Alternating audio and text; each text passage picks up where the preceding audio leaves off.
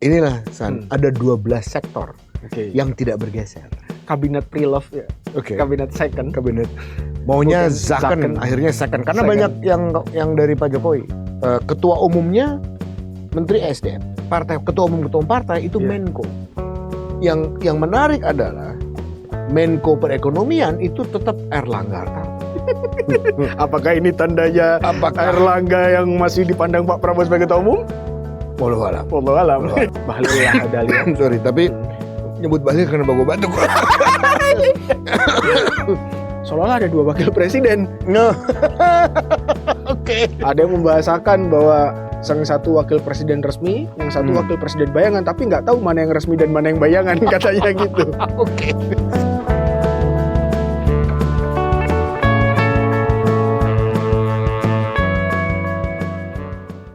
Ada sekian banyak orang ya. Nah itu, terus begini juga, ketika gue melihat ini sebenarnya kalau kita kemarin tuh membahasakan kabinet pre-love ya, kabinet second. Kabinet maunya Zaken, akhirnya second karena banyak yang dari Pak Jokowi. Betul. Masuk 16 orang. Nah, menurut gue ini juga dalam konteks ekonomi 8% gitu.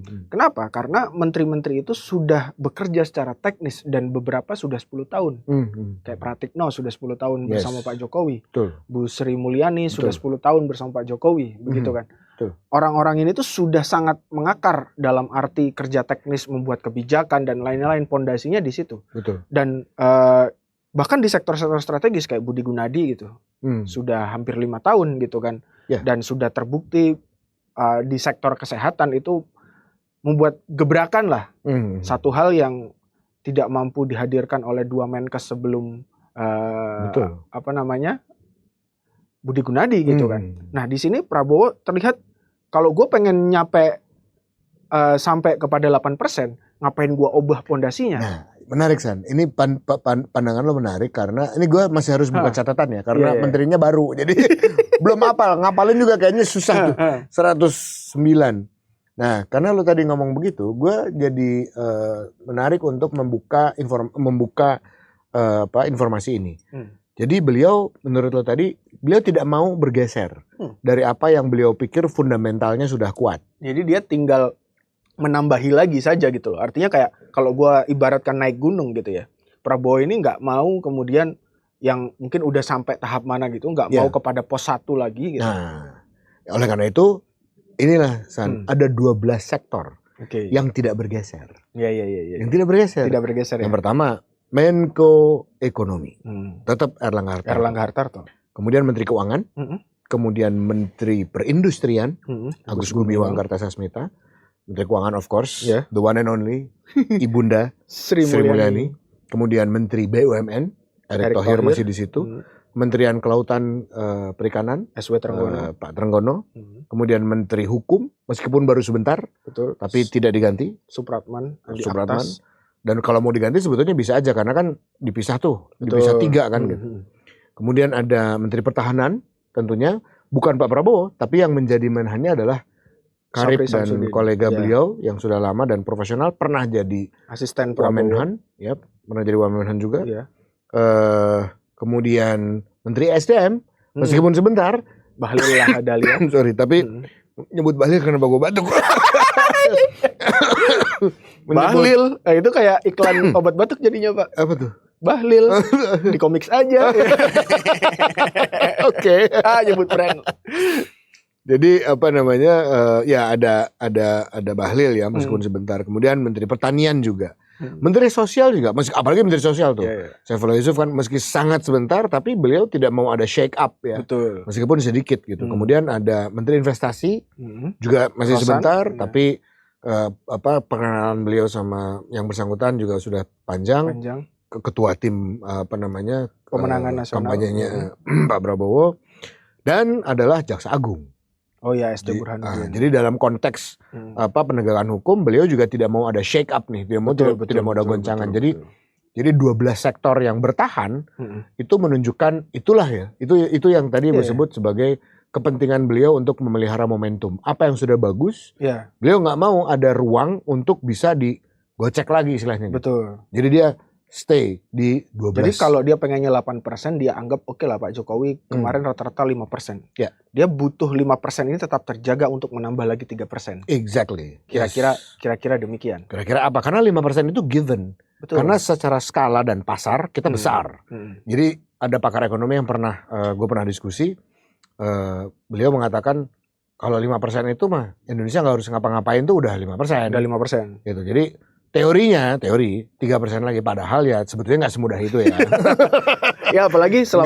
selama postur ekonomi kita itu 58% masih domestik ya. Yes. Sebenarnya itu kan harus lebih didiversifikasi, apalagi kalau Pak Prabowo ini kan mungkin itu juga balik lagi tuh, Pak Prabowo itu hands on Kemenlu. Ya. Itu akan lebih kuat di hubungan perdagangan. Itu pengen mendiversifikasi ekonomi kita. Jadi tidak dominan di domestik atau pasar domestik saja, tapi kita bisa ekspor atau mungkin neraca dagang kita dengan luar negeri itu lebih bisa terjaga dan akhirnya bisa support GDP. Tapi ada satu masalah Pak di sini Pak, yang menurut gua kemudian Pak Prabowo pengen ada stabilitas dan itu sudah dilihatkan oleh dia. Dia juga pengen kerja cepat dengan banyaknya kementerian teknis. Seperti yang sudah lu katakan tadi, mungkin permasalahan di perjalanan adalah soal tumpang tindih.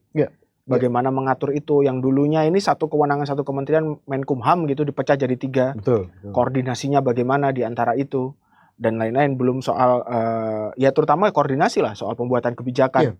Ada konsekuensi mungkin undang-undang baru yang itu harus dikomunikasikan dengan DPR yang tentunya tidak mudah. Betul.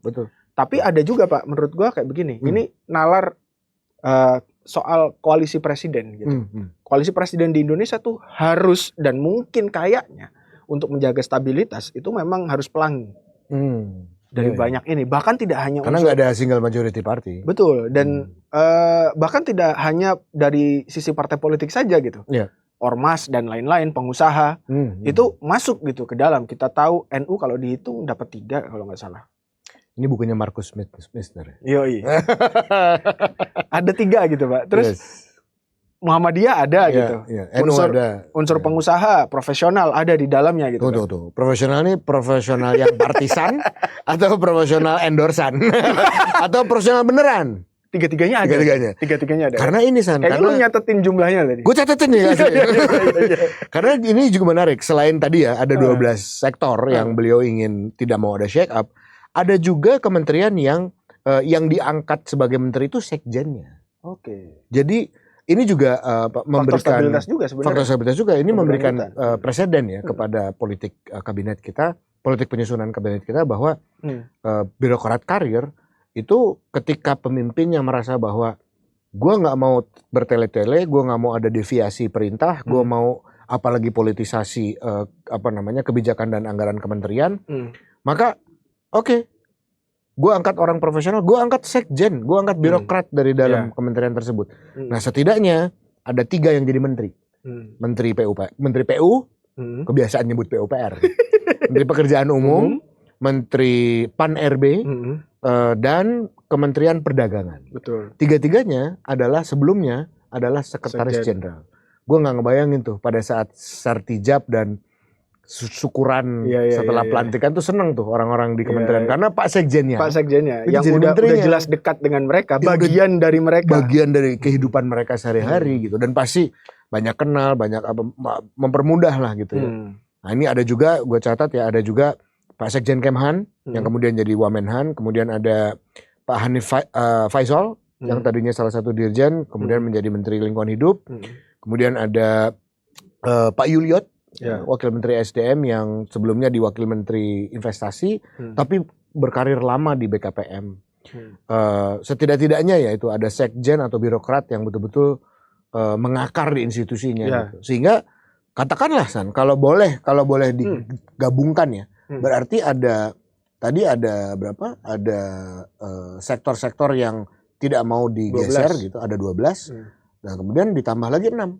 18. Jadi setidaknya ada 18 sektor nih yang Pak Prabowo ingin jaga. Nah, kalau kita lihat, maka sebetulnya disinilah mikroanalisis dari apa yang disebut sebagai kelanjutan dari Pak Prabowo terhadap Pak Jokowi. Jadi kelihatan dari bagaimana pola penyusunan penunjukan menteri-menterinya gitu ya. Tadi 12 menteri nggak berubah sama sekali, kemudian ada 6 yang yang menterinya 3, lalu 6 ada birokrat itu pun mewakili apa yang disebut Zaken sebenarnya. Sebetulnya. Jadi ahli, dia udah di situ, Pak. Iya, jadi konsep Zaken itu tidak hanya latar belakang, tetapi juga bagaimana menjamin, membangun stabilitas kelanjutan tadi gitu. Jadi nggak semata-mata karena hitam putih latar belakang pendidikan dan pengalaman kerja gitu ya, tetapi juga Zaken dalam konteks apa yang sudah dibangun itu kemudian dijaga. Ya itu. Tapi menurut gua ini satu hal tadi, dengan segala tumpang tindih, peluang tumpang tindihnya, apalagi dengan banyak pihak. Kalau bahasa lu selalu adalah person is policy, policy is person. Yes, absolutely. Gitu kan. Dan setiap person itu punya interest-nya sendiri atau visi misinya sendiri. Ya terlepas dari visi misi yang benar untuk negara, pasti ada lah yang untuk pribadinya, apa yang ingin dia capai kan di situ gitu kan. Dalam kementerian itu. Dan semakin banyak tumpang tindih ini secara koordinasi, semua orang itu semakin banyak yang punya interest. Pasti di situ, dan ini berpeluang gitu untuk mengarah kepada stagnansi. Artinya apa? Kalau misalkan stagnansi bisa jadi gitu. Karena apa? Misalkan Menko-nya pengennya begini, Erlangga, bla bla bla gitu kan. Dia punya visi tersendiri gitu. Tapi Menperinnya ya kebetulan ini satu partai ya. Meskipun kayaknya beda kubu sekarang di partainya gitu ya. Agus Gumiwang dan Erlangga gitu ya. Tapi itu internal Golkar ya. Itu internal Golkar. Itu analisanya tersendiri tuh. Nah ini apa namanya? Mungkin itu gue tadi batuk ya sebetulnya Bahlil. Karena ada Bahlil, ada Erlangga. Ada, Dan pasukannya Erlangga kayaknya lebih banyak daripada pasukannya Bahlil. Dikepung ini Bahlil. Benar. Nanti kita sisir satu-satu. Nah ini apa namanya, dari situ gitu misalkan punya kepentingan gitu, apalagi kayak media-media kemarin itu kan ngomong gitu, ada titipan pengusaha tertentu gitu yang banyak di dalam situ. Tentu saja dia punya interest of the business-nya mungkin, atau dari yang mengusulkan dia untuk ada di situ, dan ini tidak selalu sejalan pastinya dengan koordinasi menteri lain. Pada akhirnya daripada tubrukan, bisa jadi berhenti aja, stagnan gitu. That's why juga mungkin Pak Prabowo sudah membaca itu di dalam, ada api dalam sekam nih, secara kinerja di kabinetnya gitu, dan dia mungkin belajar dari yang kemarin-kemarin juga, makanya dia hands on bener di 18 lah setidaknya tadi itu, dipasang orang-orang yang birokrat atau orang-orang yang sudah terlihat kinerjanya di periode sebelumnya, atau mungkin yang dia udah tahu rekan-rekan dia di kabinet, dia tahu sejauh mana rekan-rekannya ini kepentingannya dan akan melangkah. Jadi dia sudah bisa petakan itu. Jadi Prabowo mungkin meminimalisir itu, tapi peluang untuk stagnansi dan kemudian stagnansi ini pasti akan memunculkan ketidakpuasan publik ya, secara politik nantinya itu sangat terbuka. Balik lagi gitu, kenapa setcapnya adalah orangnya Prabowo kemudian kan ajudannya gitu. Teddy Prabowo juga mungkin pengen menghalau itu ya, agar tidak sampai terjadi. Betul. Tapi ada sisi lain Pak, dari sisi Prabowo juga, yang bisa kemudian menghambat kinerja-kinerja ke depan kalau menurut gua. Orang-orang kepercayaan dia di Gerindra, di partainya, dan di sekeliling dia, masuk ke kabinet. Oh iya. Nah itu jumlahnya ada berapa tuh? Itu banyak banget, San. Ada banyak banget. Yuk kita mulai dengan Golkar. Ya enggak, maksudnya ketika Gerindra banyak banget itu, bagaimana fungsi partai? Kayak kantor Gerindra nih pindah ke kantor kabinet, ibaratnya gitu. Fungsi kabinet bisa menjadi semacam fungsi kepentingan partai. Dan ini bagaimana hubungannya dengan partai-partai yang lain? Ya betul. Nah itu ya kita bisa lihat nih dari daftar nama. Kita mulai dulu dengan Golkar deh, karena Golkar itu partai pemenang kedua kan. Kalau melihat dari struktur, dari partai dulu lah ya, dari partainya itu kan ketua umum tuh paling tinggi, ke bawah gitu. Kemudian dari susunan kabinetnya, Golkar itu dapat 11 kan. Menang banyak ini. Beringin yang tadinya mau dibonsai ternyata jadi gede lagi. Iya. Banyak orang bilang kan wah mau dibonsai nih gitu. Tapi yang menarik adalah dari 11 ini, ketua umumnya Menteri SDM. Ya. Padahal kalau kita lihat partai-partai lain ketua umumnya jadi Menko. Partai ketua umum partai itu Menko. Yang menarik adalah Menko perekonomian itu tetap Erlangga Hartarto. Apakah ini tandanya Erlangga yang masih dipandang Pak Prabowo sebagai ketua umum? Wallahu alam. Wallahu alam. Ya kan? Yang pasti Pak Prabowo itu semacam, ini menurut gue ya, Pak Prabowo itu memberikan, oke, lo pengen menteri, gue kasih yang banyak. Ya. Lo pengen berkiprah di kabinet gue setelah mendukung gue, oke, ya, gue akan berikan. Tapi juga beliau juga seolah-olah membuka lapangan perang bagi internal Golkar itu sendiri. Iya. Bayangin nggak? Nih gue bacain cepet ya. Bahlil Lahadalia, Menteri SDM, Ketua Umum. Agus Gumiwang Kartasasmita, Menteri Perindustrian, Ketua Dewan Pembina. Wihaji, Wakil Ketua Umum, Menteri BKKBN tadi. Kemudian Diah Roro, Wakil Bendahara Umum. Di kabinet menjabat sebagai Wakil Menteri Perdagangan. Itu orang-orang yang ada di struktur hari ini. Pengurus inti partai. Pengurus inti partai itu yang ada di kabinet itu hanya ada 4 orang. Yeah. Sementara yang lain, Nusron Wahid, Menteri Reformasi Agraria. Erlangga itu sendiri, Menteri Koordinator. Kemudian Maman Abdurrahman, Menteri UKM. Lalu ada Mutia Hafiz, Menteri Komunikasi dan Digital. Yeah. Ada Dito, Menteri Pemuda Olahraga. Ada Pak Ludwig, Wamenko. Kemudian ada Christine Aryani sebagai Wakil Menteri Urusan Perlindungan Pekerja Migran. Betul. Jadi ada 11 Golkar punya. Nah 4 diantaranya adalah pengurus inti partai. 1 adalah mantan ketua umum yang pemberhentiannya cukup kontroversial pada saat itu. Gua nggak tahu lah ya politik internal Golkar ini siapa orangnya siapa. Dan gua nggak mau masuk ke wilayah itu. Tapi bagi gua ini jelas banget Prabowo tuh kayak nyampur semua blok gitu ke dalam satu lapangan gitu. Lo kalau mau tempur lah silahkan lah. Tapi jangan korbankan kerja yang gua mandatkan dari sektor-sektor yang gua udah percayakan kepada kalian masing-masing. Pusing juga nih Prabowo kemarin di ojlok sini kan, masukin semua. Ya, dan gue tuh senengnya banget ngeliat pernyataan persnya Erlangga tadi. Gimana tuh? Di istana. Kan ditanya sama wartawan, Bapak membawa bidang apa? Yang disebut pertama adalah energi. Bahlil kau tetap di bawahku kayak gitu ya. Semacam itulah. Nah, ada juga Pak yang sama Prabowo ngasih lahan perang juga nih di sini. Sama? Caimin. Wah, menarik. Ini sensitif sekali nih. Coba kita lihat ya. Di PKB itu ada 3 ya? Ada 3. Ada 3 ya. Caimin sebagai Menko Pemberdayaan Masyarakat. Lalu ada Faisal Reza sebagai Wakil Menteri Perindustrian. Dan ada Abdul Qadir Karding yang punya sejarah panjang. Mencoba-coba untuk gue mau ngomong tapi gue gak berani nih. Nanti gue diprotes. Mencoba-coba untuk mendongkel posisi Caimin sebelumnya. Dan dia adalah Menteri Perlindungan Pekerja Migran. BP2MI. Mudah-mudahan adem ayem aja lah ya di bawah kepemimpinan Prabowo. Kalau dari nomenklatur, harusnya Abdul Qadir Karding itu di bawah Caimin. Kebayang nggak rapat ya Pak? Baik. Lalu ada di bawah Caimin itu ada Mensos juga. Ada Pak Saifullah Yusuf. Yang kemarin isu-isu Munaslup ini juga. Munaslup PKB itu ada di blok yang melawan Imin juga kan, PBNU versus PKB kemarin itu kan. Lu undang pakar PKB dah, jangan gue yang ngomong masalah internal PKB, gue gak berani. Kita kan dari bacaan media demikian Pak.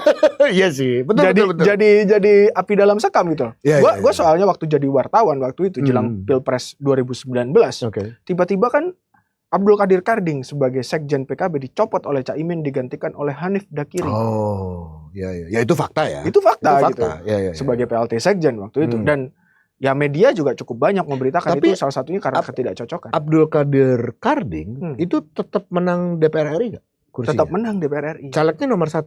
Tetap nomor urut 1. Iya. Caimin baik banget. Baik banget sih Caimin. Artinya pernah ada konflik seperti itu. Ini menandakan matangnya PKB dan juga kebajikan dan kebaikan Caimin juga sebetulnya ya. Benar. Dan ya artinya kalau kita ngomong tadi Prabowo ngasih lahan perang gitu ya. Ya Caimin termasuk mungkin di situnya gitu.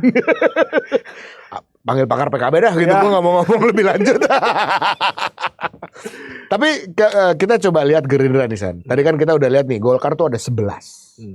Ini nggak mungkin kita bedah satu-satu, tapi 2 partai yang besar ini menarik untuk kita lihat ya. Tadi Golkar kita tahu ada 11. Nah Gerindra San, ini luar biasa.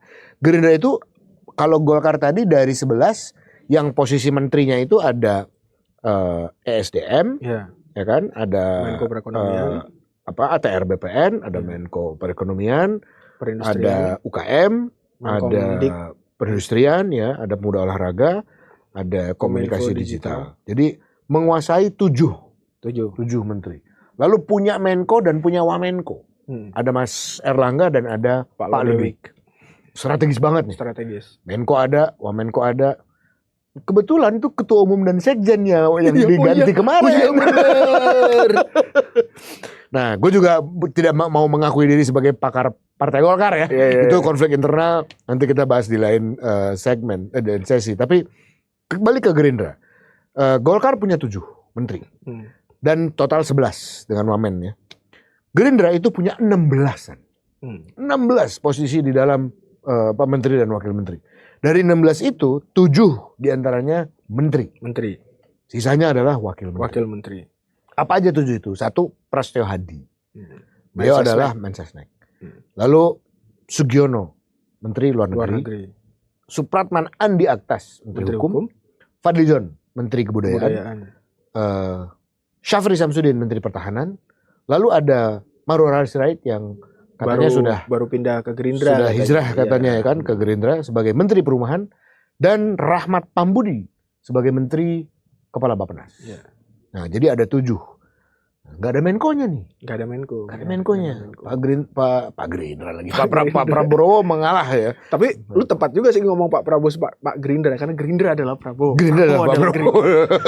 Udah jadi satu nafas. Satu nafas itu Pak. Tidak bisa dipisahkan. Nah, lalu ada Pak Herindra sebagai Kepala BIN.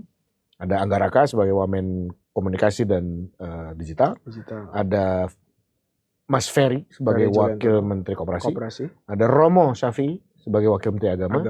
Ada Riza Patria, mantan Wakil Gubernur kita, sebagai Wamendes. Kemudian Sudaryono, tetap di Wakil Menteri Pertanian. Ada Thomas Diondono, tetap sebagai Wakil Menteri Keuangan. Lalu ada Immanuel Ebenezer, caleg Gerindra, Kalimantan Utara, yang sempat berantem di TV.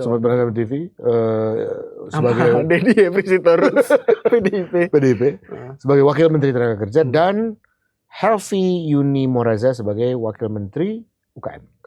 Jadi ada 16 ya. Ada 9 diantaranya Wakil Menteri. 9 Wakil Menteri, 7 diantaranya Menteri. Jadi sementara yang lain-lainnya itu di bawah 10 lah.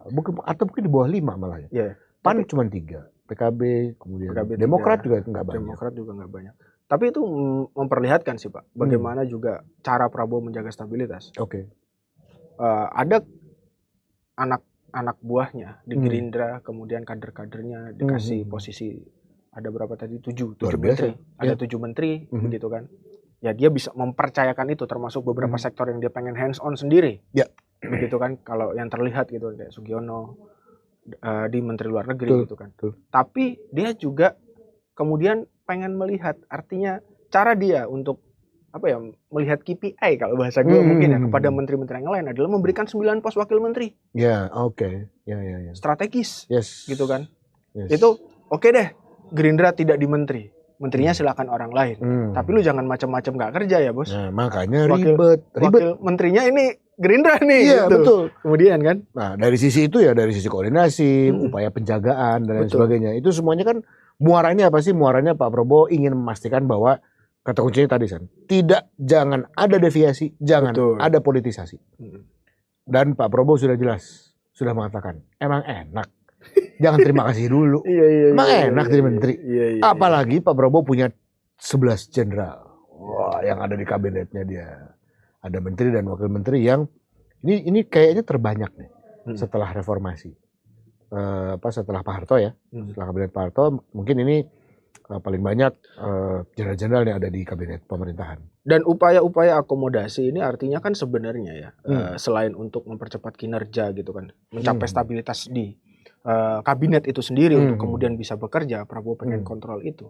Tentu saja ini juga secara politik juga kan, Prabowo ini tidak ingin diributkan dengan masalah-masalah politik di luar situ dan pengen merekonsiliasi.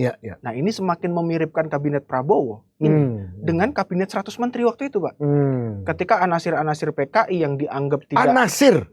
Udah lama gue nggak dengar kata-kata Anasir kelahiran tahun berapa sih San? Ketika anasir-anasir PKI yang dianggap tidak PKI banget, itu kemudian diwadahi oleh Bung Karno. Di kabinet Dwikora II itu, ada Subandrio dan lain-lain. Subandrio, Yang Perdam. Iya. Itu ingin meredam itu kan, kemudian merekonsiliasi antara tentara. Meskipun di situ Pak Nas kemudian tidak menjadi menteri lagi dan itu jadi catatan besar bagi tentara. Loh, Pak Nas kok nggak dimasukin gitu kan? Ketua MPRS. Iya. Tapi setelah peristiwa itu. Ya.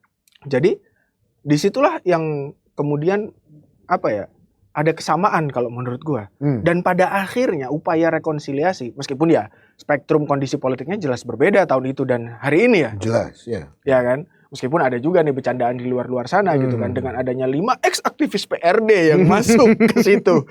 Terus PRD kan terkenal kiri gitu kan Pak ya. Apakah sama dengan yang Anasir yang ini? Yang kiri-kiri udah jadi kanan semua. Kapitalis maksudnya. Partai kiri belok kanan. Nah, ya di zaman itu Bung Karno deadlock. Kabinet itu bubar di sidang terakhir yang tidak menemukan kesepakatan bagaimana itu, dan sidang kabinet itu tidak dihadiri oleh Pak Harto yang sebenarnya bagian dari kabinet itu. Lagi flu. Kayak siapa kemarin ini ada yang flu juga.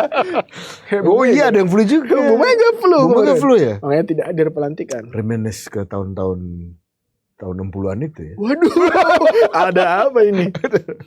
Tapi itu deadlock ya, semoga. Konspiratif nih.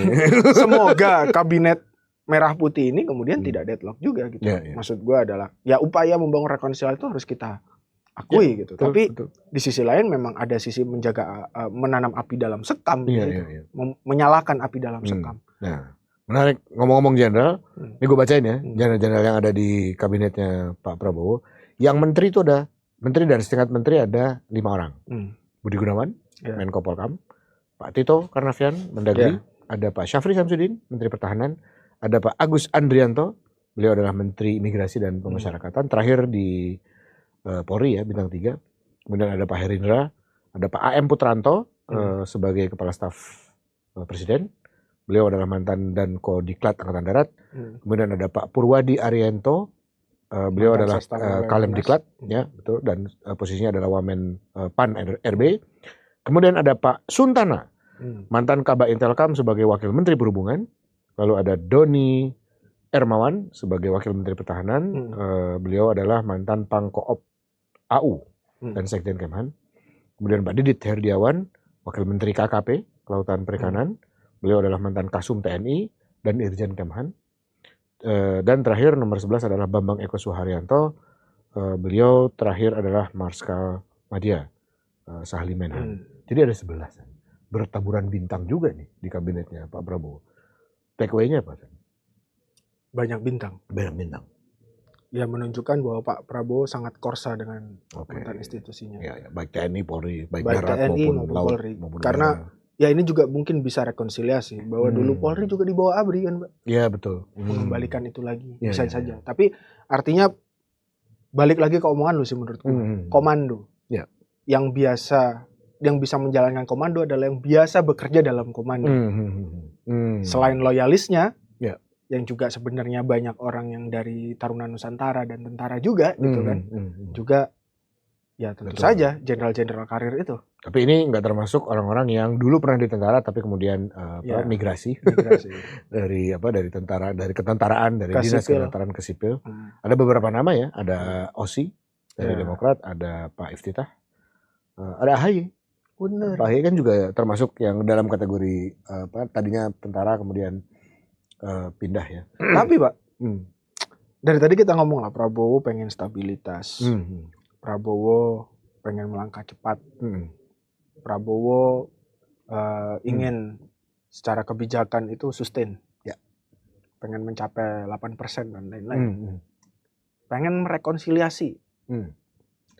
Tapi di momen pengumuman kabinet minggu malam, ada yang menurut gua nih, mungkin Pak Prabowo juga melihat, mohon maaf nih Pak Prabowo, ini perlu kami koreksi gitu, bahwa di belakang beliau selain ada wakil presiden yang seharusnya, kok ada wakil ketua DPR yang tidak tupoksinya sebenarnya harusnya ada di situ. Kalaupun dia sebagai tamu posisinya tentu saja ini secara simbolik ya, secara itu tidak di belakang Pak Prabowo. Betul. Ataukah itu karena dia sebagai ketua harian Partai Gerindra? Itu juga menurut gua nggak pas ya. Karena itu bukan ruang partai kan? Itu bukan ruang partai politik. Ruang eksekutif kenegaraan gitu kan. Secara tupoksinya. Mungkin ini kalau koreksi hari ini, itu yang terakhir yang mungkin harus kita jadikan koreksi. Ini koreksi yang paling korektif dalam episode-episode kita. Kenapa Pak Dasko di situ? Mengkritik Pak Dasko. Tapi itu menarik San, karena Pak Prabowo dikenal sebagai orang yang menjaga kehormatan, menjaga marwah, menjaga tata krama kelembagaan. Betul. Apalagi ini sudah menjadi kelembagaan negara ya. Artinya ada Pak Dasko di situ, ada Pak Gibran sebagai wakil presiden. Ya tentu itu konteksnya ya. Kalau Pak Wapres kan adalah konteksnya ini mengumumkan kabinet. Kabinet ya. Tapi kalau betul itu yang harus kita koreksi hari ini. Dan tapi kita balik lagi, correct us if you're wrong. Kalau ternyata menurut Pak Dasko enggak kok gitu ya. Ada justifikasinya kok. Ya kita pengen tahu justifikasinya itu apa ya. Tapi gue sepakat banget sama lo. Kalau dalam posisi Pak Dasko sebagai wakil ketua DPR, tentu itu bukan kamarnya beliau. Betul. Kalau sebagai ketua harian DPP Partai Gerindra, juga itu bukan kamarnya beliau. Kalau mau dibuat seolah-olah itu kamar partai, maka mungkin sebelum pengumuman bersama juga lah dengan presiden, di belakang presiden, ketua umum partai politik. Betul. Meskipun kemudian ketua umum partai itu kemudian menjadi menteri, dipanggil. Tetapi untuk bisa memberikan pembelajaran ya kepada publik, bahwa ini juga nih hal-hal yang perlu dikoreksi oleh Pak Prabowo ya. Kalaupun di situ posisinya sebagai tamu, artinya pejabat lembaga lain gitu kan. Biasanya kan kalau kita lihat kayak pelantikan itu kan di samping. Betul di sampingnya. Di pinggiran itu loh, di ruangan di pinggiran itu berjajar. Ada ketua MPR, biasanya ada ketua DPR, ada Panglima, ada Kapolri kan di situ tuh. Yang ikut di situ kan. Ada pemuka agama kalau tadi setelah menyumpah dia kemudian ke samping. Oh, sama ini juga wakil presiden dalam prosesi pelantikan anggota kabinet. Apakah gue tuh sebenarnya lupa ya? Apakah yang ada di belakang presiden harusnya wakil presiden atau wakil presiden memang berdiri sejajar dengan para tamu? Itu mungkin nanti teman-teman bisa googling ya di YouTube.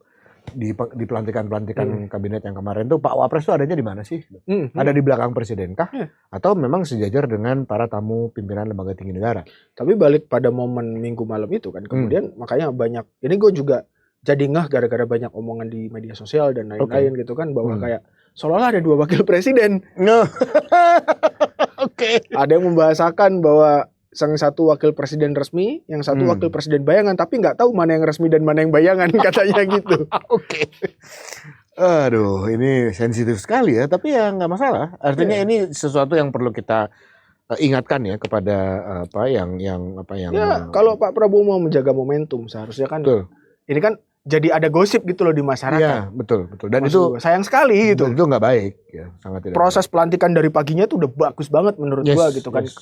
Pidatonya juga bagus, tertata, terukur. Betul. Ketika fokusnya jelas, Pak Prabowo itu jelas, gue mencatat pengen swasembada pangan, pengen swasembada energi. Terus kemudian hilirisasi. Lalu free Palestine. Pengen menjadi sahabat semua negara dalam konteks foreign policy gitu kan. Betul. Kalau kata dia, satu musuh kebanyakan, 1000 teman kurang gitu kan. Dan pengumuman itu adalah momentum yang dari sepagian seharian itu udah bagus. Bahkan ya, sebelum pengumuman itu waktu gala dinner, itu juga udah keren Pak Prabowo ngajak terus bikin bercandaan yang masuk ke semua pemimpin negara itu. Dan itu kelihatan Pak Prabowo itu selevel dengan mereka. Memang pantas untuk di tataran itulah secara pergaulan gitu kan. Betul. Tapi ya kemudian dengan momen malam itu kan jadi ada gosip gitu, jadi banyak yang bertanya-tanya termasuk kita hari ini di sini gitu, yang sayang sekali, apalagi kalau konteks Pak Prabowo ingin menjaga stabilitas, ya ini bisa menjadi ruang kecil yang memicu destabilitas. Karena ngomong-ngomong acara malam itu, Mas Gibran sebagai wakil presiden nggak hadir di jamuan. Oh iya benar, nggak ada, nggak ikut tos. Sirup itu. Betul, karena sirup ya. Sirup apa tuh kuning markisa? Karena nggak mungkin minuman saset yang kuning itu Pak, maksud gue kan. Karena Mas Gibran, Mas Wapres ya, Mas Wapres itu melakukan 2 kegiatan dan ini tidak banyak diekspos oleh media ya. Pertama ada pelimpahan memori Wakil Presiden Ma'ruf Amin kepada Wakil Presiden baru, dan juga Mas Gibran menerima kalau saya nggak salah Perdana Menteri Korea Selatan di kantor Wakil Presiden. Jadi ya beliau juga menjalankan tugasnya gitu ya sebagai Wakil Presiden, dan terutama sekali kaitannya dengan Wapres. Nanti mungkin kita akan diskusi nih, harus diskusi khusus mengenai Wakil Presiden. Karena Wakil Presiden ini memang posisi yang kemudian sangat menarik. Apalagi kalau Pak Prabowo pengen kerja-kerja cepat, kerja-kerja teknis. Betul. Dia butuh darah muda yang siap melangkah cepat.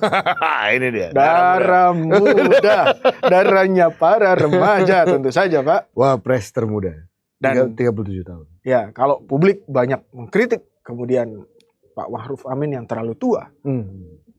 Kita sedang disediakan yang terlalu muda. Dan kita akan melihat harusnya kan bagaimana darah muda ini, darahnya para remaja kan. Oke, mungkin kita akan diskusi lagi lebih dalam mengenai susunan menteri-menteri. Kita belum bahas bagaimana yang profesional.